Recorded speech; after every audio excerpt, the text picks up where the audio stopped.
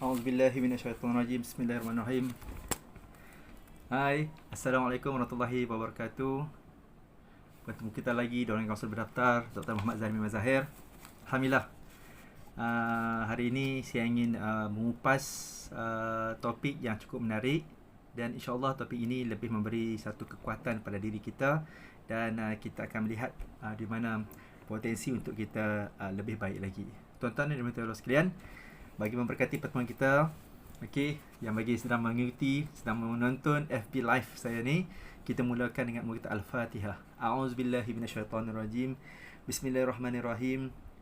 Alhamdulillahirabbil alamin. Ar-Rahmanir-Rahim. Maliki yaumiddin. Iyyaka na'budu wa iyyaka nasta'in.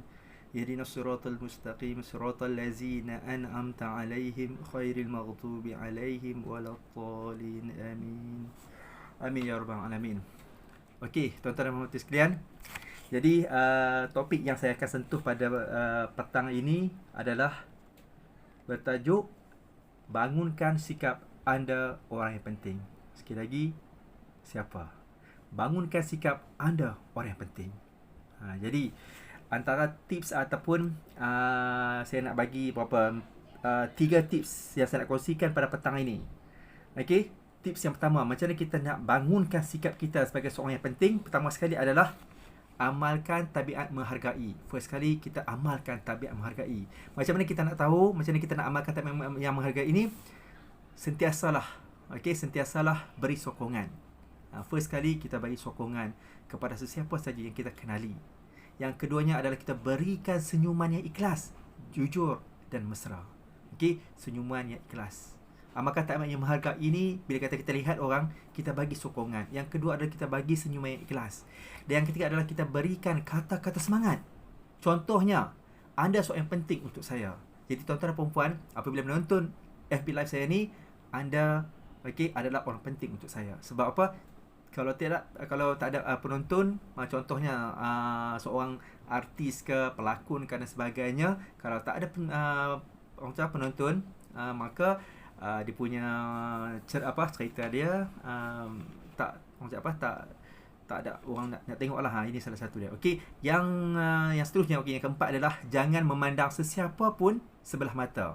Kita lihat balik, untuk amalkan tabiat untuk menghargai, kita jangan memandang seseorang sebelah mata. Jadi kita ada 12 mata, jadi kita pandanglah orang dengan mata hati kita. Pandanglah dengan penuh ikhlas. Apa yang katakan kat sini ni, amalkan tabiat menghargai.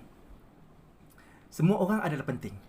Ingat tuan-tuan dan puan-puan, setiap daripada kita ni, kalau kita rasa kita ni penting, kita nak orang rasa kita ni penting, kita kena menghargai orang. Setiap orang adalah penting. Sebab setiap orang adalah unik. Setiap manusia ni adalah unik. Setiap manusia ni adalah istimewa. Sebab apa?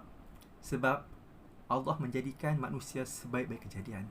Allah menjadikan kita adalah sebaik-sebaiknya kejadian. Jadi setiap orang adalah cukup bernilai, penting dalam kehidupan. Jadi tips yang pertama adalah amalkan tabiat menghargai. Kalau kita nak bangunkan sikap anda seorang penting, kalau kita nak bangunkan sikap kita adalah seorang penting, kita kena amalkan tabiat menghargai. Itu adalah tips yang pertama. Tips yang kedua adalah panggilan. Kita kena ada panggilan pada orang lain. Kita kena gelaran atau panggilan ni macam menggunakan nama mereka ataupun dari segi panggilan terhormat. Sama ada encik, tuan, puan, kalau kata dia pangkat datuk, panggil datuk, ataupun dia ada title datuk Seri, panggilan terhormat. Sebab setiap manusia ni dia nak dihargai. Jadi apabila kita menghargai orang, kita akan dihargai orang lain. Jadi panggilan tu biarlah bagi orang nampak, biar orang sedap mata memandang, sedap orang dengar. Ini salah satunya. Yang ketiga adalah kalau kita nak bangunkan sikap anda ada seorang yang penting, yang ketiga adalah kongsikan kejayaan dengan semua orang. Kongsikan kejayaan kita dengan orang lain. Apa yang katakan kat sini? Setiap hari tanyalah kepada diri sendiri. Tanya pada diri sendiri, tuan-tuan dan puan-puan. Kita tanya macam mana?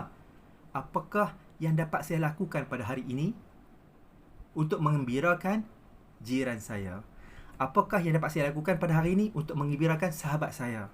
Dan kalau yang berkahwin, apakah yang saya dapat lakukan hari ini untuk mengembirakan isteri, anak-anak dan keluarga saya? Jadi fikirkan macam mana kita nak menghargai orang. Yang pertama sekali adalah berilah senyuman. Hadiahkanlah senyuman pada sesiapa saja, dan berilah kata-kata pujian, especially kalau kita ada isteri, berilah pujian pada isteri. Kalau kita ada suami, berilah pujian kepada suami. Sebab dalam komunikasi dan kekeluargaan, penghargaan itu adalah penting. Dan belajarlah erti menghargai pengorbanan. Menghargai pengorbanan. Kalau ada isteri atau suami, hargailah pengorbanan pasangan kita. Dan yang ketiga adalah tolonglah.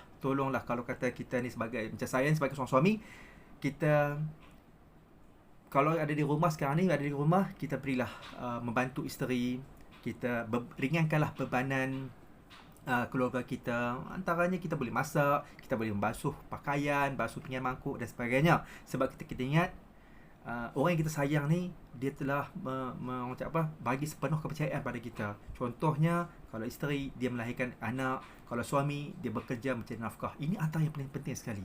Okey, tuan-tuan dan puan-puan, jadi bangunkan sikap anda orang yang penting. Kita kena tanamkan sikap everyday adalah pemikiran positif. Kita beri kekuatan kepada orang, insya-Allah Allah beri kekuatan pada diri kita. Jadi, sekali lagi saya nak maklumkan pada tuan-tuan dan puan-puan, insya-Allah pada hari Sabtu nanti, hari Sabtu nanti 19 Jun, saya akan mengadakan sekali lagi kali yang ketiga dalam bulan ini, kursus kejurutihan practitioners RABT Tazkiyatun Nafs. Dan bagi sesiapa yang telah membeli buku modul saya ni, saya lalukan kehadiran penyertaan dan adalah percuma bagi yang telah membeli buku saya. Yang mana buku ni bernilai berharga 60, kalau saya post 69. Tetapi kursus ni adalah RM75. Jadi untuk yang tak membeli buku, dia kena bayar RM75. Yang dah membeli buku, saya alurkan dengan percuma. Penyertaan adalah percuma untuk join kursus kejurutihan yang saya anjurkan ni, insya-Allah. Dan sekali lagi, Tazkiyah Nafs Consultant akan membuka peluang mana-mana klien, mana-mana individu yang nak mendapatkan sesi konsultasi, sesi kaunseling dengan kaunselor-kaunselor pendaftar TNC, boleh hubungi saya ataupun rakan-rakan. Kita scan kod untuk mendapat dia punya borang temu janji K001. Itu saja yang saya dapat kongsikan pada hari ini, dan insya-Allah kita jumpa lagi di ruangan Kaunselor Dr. Muhammad Zahrin di DMZ pada akan datang. Sekian. Assalamualaikum warahmatullahi wabarakatuh. IMC. Alhamdulillah.